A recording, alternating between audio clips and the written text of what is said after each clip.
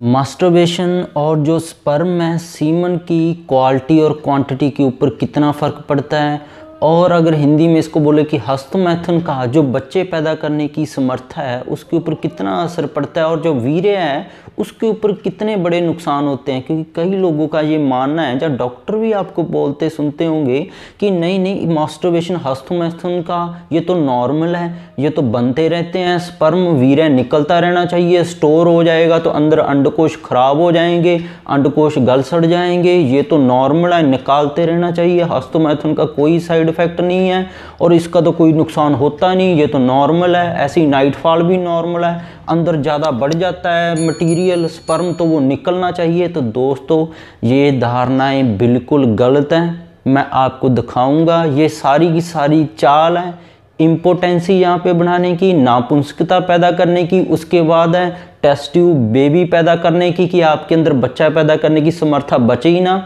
आप शारीरिक तौर पर भी बीमार हो जाओ और दिमागी तौर पर भी बीमार हो जाओ, आपको ढेर सारी दवाइयाँ खाते रहने पड़े और बाद में आप टेस्ट ट्यूब करवाते फिरो और लाखों रुपए दे आओ कहीं पे भी जाकर।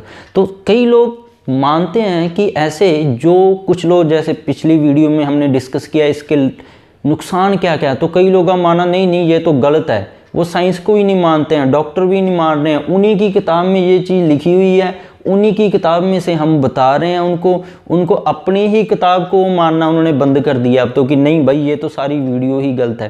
तो अभी ऐसी जो साइंस बेस्ड है और मैं आपके लिए वीडियो लेकर आता रहूँगा और ऐसी बनाता रहूँगा, आपको अवेयरनेस होना पड़ेगा तभी आप बचोगे कि इसके तो नुकसान ही नुकसान है। जो आपको बताया गया डॉक्टर के द्वारा बिल्कुल गलत है, कहीं पे भी किसी बुक में साइंस में ऐसा नहीं लिखा हुआ है कि ये तो निकलते रहना चाहिए, अच्छा होता है, स्टोर हो गया तो ख़राब हो जाएगा, ये सारी चीज़ें गलत चीज़ें आपको बताई जा रही हैं। तो हस्तमैथुन का सीमन की क्वालिटी के ऊपर फ़र्क पड़ता है, बच्चे पैदा करने की समर्था के ऊपर भी फ़र्क पड़ता है, कई लोगों के तो बच्चे ही नहीं हो पाते और इसके शारीरिक और मानसिक दोनों नुकसान मिलते हैं। तो सबसे पहले यही समझ लेना चाहिए जो साइंस है वो क्या बोलती है कि जो स्पर्म है, जो वीर्य के अंदर बच्चे पैदा करने वाले कीटाणु जीवाणु हैं, वो कितने दिन लेते हैं बनने में। आपको यही नहीं पता होगा तो आप इसके नुकसान नहीं समझ पाएंगे। जो शुक्राणु हैं जिन्होंने बच्चे पैदा करना है, जो कीटाणु हैं जो वीर्य के अंदर होते हैं, वो 74 डेज लेते हैं दोस्तों बनने में।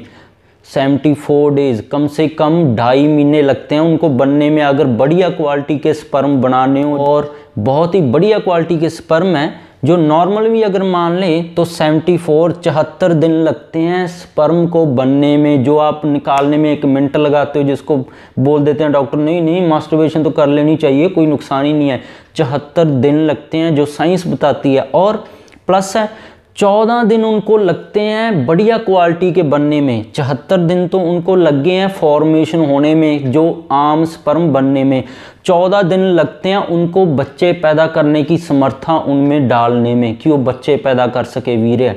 तो देख लीजिए आप, कम से कम 80-85 दिन हो गए हैं पूरी क्वालिटी के बढ़िया स्पर्म बनने को, और आप निकाल कैसे रहे हो, आपको बताया क्या जाता है, साइंस बोल रही है इतने दिन लगते हैं बनने में। तो कोई महाबेवकूफ़ इंसान होगा जो साइंस पढ़ने के बाद भी, उसकी बुक्स को रीड करने के बाद भी आपको ये बोलेगा, चाहे वो MD डॉक्टर है चाहे कोई मर्जी है, कि भाई ये तो नॉर्मल है, निकालते रहो, कोई टेंशन ही नहीं है, मास्टरबेशन तो बिल्कुल नॉर्मल है, कोई चक्कर नहीं है, सेहत के लिए भी अच्छा होता है, ये भी अच्छा। तो भाई जो चीज़ बनने में इतने दिन लग रहे हैं उसको आप दे देना निकाल ले हो मिनट में, भाई कोई बात नहीं, करते जाओ, ये तो नॉर्मल है, नाइटफॉल भी नॉर्मल है। तो भाई ये देख लीजिए, अपनी साइंस पढ़ लीजिए, ऐसे लोगों को इतना मत उल्लू बनाएं कि वो उनका काम ही हो जाए, बच्चे पैदा करने में वो रह जाएं और बाद में फिर वही है देते रहें 10-10 लाख बेबी सेंटरों में।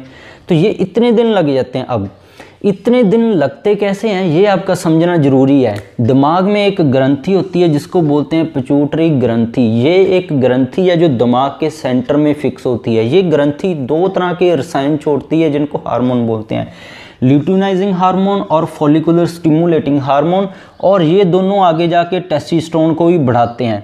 ये तीनों रसायन मिलकर क्या करते हैं, अंडकोशों की तरफ जाते हैं। ये अंडकोशों में क्या करते हैं कि अंडकोशों को बोलते हैं कि भाई तुम सीमन वीर्य बनाना, जो शुक्राणु बनाना, वो शुरू करें। आपको ये जान लेना चाहिए जो शुक्राणु हैं जिन्होंने बच्चे पैदा करना होता है वो चीज़ अलग है, जब वीर्य निकलता है जो सफ़ेद रंग का गाढ़ा पदार्थ देखते हो वो चीज़ अलग है, दोनों में फ़र्क होता है। तो जो शुक्राणु बनाना अंडकोशों में शुरू होते हैं तो ये सारे प्रोसेस में यहाँ से लेके यहाँ तक बनने में, अंडकोशों तक, टेस्टिस में बनने तक 74 दिन तक लग जाते हैं। पूरे प्रोसेस में 74 दिन तक लग जाते हैं। अब यहाँ पे एक शुक्राणु बन गए तो यहाँ पे जो एक लाल रंग का ये हिस्सा दिखता है इसको बोल देते हैं एपिडिडिमिस। तो एपिडिडिमिस में ये स्टोर होते हैं 14 दिन के लिए, इनकी मैच्योरेशन हो जाती है यहाँ पर जाकर। तो अंडकोश और एपिडिडिस में 74 दिन और 14 दिन में ये पूरे मैच्योर, एक तरह के जैसे बोलते हैं ना कि एक बच्चा होता है और 18 साल को हम बोलते हैं वयस्क, पूरा ये अभी नौजवान हो गया है। तो ऐसा बनने में यहाँ पे टेस्टिस में 74 दिन और प्लस 14 दिन समय लग जाता है। तो ये सारा प्रोसेस यहाँ पे चलता है। अब क्या किया, इसको बढ़िया क्वालिटी में नौजवान अवस्था में बनने में इतने दिन लग गए हैं, 88 दिन लग के करीब लग गए हैं। तो अब क्या हुआ, आपने क्या किया, यहाँ से मिनट लगाया इसको निकालने में, दिन में 3-3, 5-5 बार, 10-10 बार मास्टरबेशन कर रहे हो, ऊपर से डॉक्टर ने आपको बोल दिया इसको नुकसान ही नहीं है। तो आपको यहीं पे समझ आ गया होगा। साइंस अगर बाद में ये बोलकर ये भी बोले ना कि इसका तो कोई नुकसान है ही नहीं, तो आप खुद सोच लीजिए जिसको बनने में इतने दिन लगे हैं तो उसको निकालने में आपने मिनट लगाया है, उसके क्या क्या नुकसान हो गए। तो अब क्या है, यहाँ से शुक्राणु आने आ गए हैं, यहाँ पे बाहर निकलने के लिए तैयार हैं। तो यहाँ पे एक एजैक्युलेटरी डक्ट लगी होती है। ये एजैक्युलेटरी डक्ट का क्या काम होता है, ये इसके अंदर न्यूट्रिशन डालती हैं कि जो वीर्य है, जो कीटाणु हैं, उनको ताकत चाहिए। जैसे मोबाइल को चलाने के लिए बैटरी होती है, बिना बैटरी के मोबाइल डेड है। तो यहाँ पे ये एजैक्युलेटरी डक्ट है, उसके साथ है फ्रक्टोज, शुगर है, जिंक है, मैग्नीशियम है, ऐसे बहुत सारे विटामिन डालती है उनको पावर बैकअप देने के लिए। तो आपने दो चीज़ों का नुकसान किया इसमें। एक तो जो इतना लंबा समय आपके बढ़िया नौजवान अवस्था वाले शुक्राणु बनने में लगा था उसको मिनट में निकाल दिया है। दूसरा, जो यहाँ पे ये बैटरी इसके साथ इसने डाली थी, ये भी आप साथ की साथ ही बैटरी लो करते जा रहे हो, तो ये भी आपकी कमज़ोर होगी। या स्टोर हाउस है जिन्होंने शुक्राणुओं को पावर देनी है वो भी आपके कमज़ोर हो गए हैं। अब क्या है, आगे 2016 और 2015 के अंदर जो रिसर्च हुई थी, जो साइंस ने खुद रिसर्च की है, वेस्टर्न मेडिसिन को बोल सकते हैं हम, उन्होंने क्या बताया कि मास्टरबेशन जो दिन में 2-2, 3-3 बार लगे रहते हैं, जिनको बोल दिया जाता है कोई नुकसान ही नहीं है, उनकी स्पर्म क्वालिटी के ऊपर फ़र्क पड़ता है। उनके जो शुक्राणु हैं इतने अच्छे नहीं होते कि वो बच्चे पैदा कर सकें, उनके अंदर कोई ना कोई डिफेक्ट आ जाता है। दूसरा, स्पर्म काउंट के ऊपर बहुत बड़ा असर पड़ता है इसका। तो यहाँ पे वैसे तो 200 से 300 मिलियन बहुत ज़्यादा स्पर्म स्टोर होते हैं, पर अगर निकालती रहोगे तो ये प्रोसेस कितने बना लेगा। तो इसलिए थोड़े भी अगर पड़े हों बच्चा तो पैदा कर सकता है, पर अगर ये डिफेक्टेड हो गए हैं, जिसको हम स्पर्म क्वालिटी बोलते हैं, डिफेक्टेड होगी तो बच्चे कहाँ से पैदा होंगे। तो इसको रेस्ट की ज़रूरत पड़ेगी पूरा रिपेयर करने के लिए।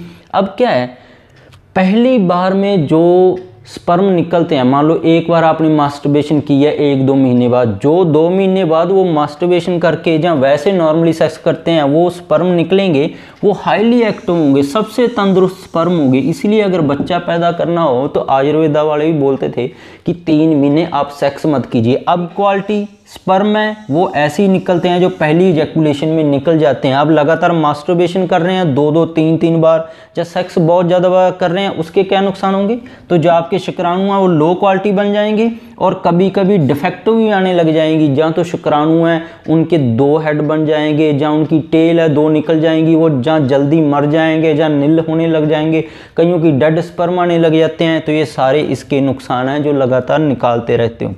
अब क्या है, कई लोग बोलते हैं कि तो बॉडी में कोई फ़ायदे नहीं है, डॉक्टर भी बोल देते हैं कि इसका कोई फ़ायदा नहीं है, ये तो निकलना ही चाहिए। ऐसा कुछ नहीं है। बॉडी क्या करती है, स्पर्म अगर नहीं निकालते हो आप, मास्टरबेशन नहीं करते हो, जैसे बोला जाता है कि सेक्स करना ज़रूरी है, मास्टरबेशन करना ज़रूरी है, ये तो निकलना ज़रूरी है, ऐसा कुछ नहीं है। साइंस क्या बोलती है, अगर आप मास्टरबेशन या सेक्स नहीं करते हो तो जो स्पर्म है, वीर्य नहीं निकालते हो, तो बॉडी इसको दोबारा रीयूज करती है, दोबारा यूज करती है शरीर के और कामों के लिए, बॉडी की ग्रोथ के लिए। तो ये दोबारा यूज करती है बॉडी इसको। ऐसा कुछ नहीं है कि ये फालतू हो गया, फालतू कोई चीज़ नहीं होती हमारे शरीर में। तो यहीं से सोच लीजिए, अगर बॉडी को ये चीज़ इतनी अच्छी लगती है, जो वीर्य है इसको दोबारा तोड़कर वो दोबारा यूज कर सकती है, बॉडी में रीअब्जॉर्ब कर सकती है, इससे दोबारा काम ले सकती है, शरीर के अलग अलग हिस्सों में जहाँ से लिया हुआ न्यूट्रिशन यूज कर सकती है। तो अब आप इसको निकाल रहे हो, तो मुझे तो नहीं लगता ये कोई अच्छी बात है। अगर डॉक्टर ने ही बोला है कि इसका तो कोई नुकसान नहीं है। अब क्या है, तो बॉडी को इसके यूज करने के क्या फ़ायदे हैं, क्योंकि स्पर्म के साथ है, वीर्य के साथ सेलेनियम निकलता है, जिंक निकलता है, कैल्शियम निकलता है, फोलिक एसिड निकलता है, मैग्नीशियम निकलता है। आप तो यही सोचते हो कि वीर्य के साथ तो अकेला सफ़ेद रंग का पदार्थ ही निकलता और कुछ नहीं। तो बॉडी अगर इसको दोबारा यूज करेगी, आपने मास्टरबेशन या सेक्स नहीं किया कुछ समय के लिए, तो ये सारे विटामिन आपकी ब्रेन को अच्छा बनाएंगे, आपकी हड्डियों को अच्छा बनाएंगे, आपकी दिमाग की अवस्था को ठीक रखेंगे, पागलपन नहीं होने देंगे।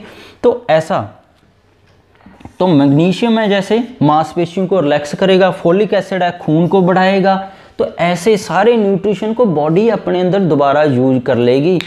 तो मुझे लगता है कि ये वीडियोस आपको साइंस बेस्ड जो ऐसी वीडियोस अच्छी लगती होगी। तो मास्टरबेशन के साइड इफ़ेक्ट्स क्या हैं वो हमने पहले वीडियो बनाई थी। जो लोग डॉक्टर बोलते हैं आपको बिल्कुल गलत बताया जाता है, क्या क्या नुकसान है वो वीडियो में देखिए। अभी तीसरा पार्ट इसका बनाएंगे कि इसको कैसे छोड़ें और इसकी लत से कैसे छुटकारा पाएं। तो अगर ऐसी वीडियोस आपको अच्छी लगती हैं, साइंस बेस्ड होम्योपैथी और आयुर्वेदा के साथ मिलाकर हम ये समझाते हैं आपको बिल्कुल हिंदी भाषा में, तो इसके बिना भी मेरी और बहुत सारी वीडियोस हैं, जैसे कि हार्ट की जो सर्जरी होती है, दिल के जो वाल्व हैं बिना सर्जरी के कैसे ठीक करें, दिल की बीमारियों को कैसे बिना सर्जरी के ठीक कर सकते हैं, कमर दर्द और घुटने जो बदलवाते हैं लोग, कमर दर्द का ऑपरेशन कराते हैं, बिना ऑपरेशन के कैसे बीमारियों का इलाज करें, कोई पथरी है, रसौली है, गांठ है, उसका कैसे बिना ऑपरेशन इलाज करें, कैंसर है, ट्यूमर है, फेफड़ों का है, पेट के कैंसर है, हड्डियों के कैंसर है।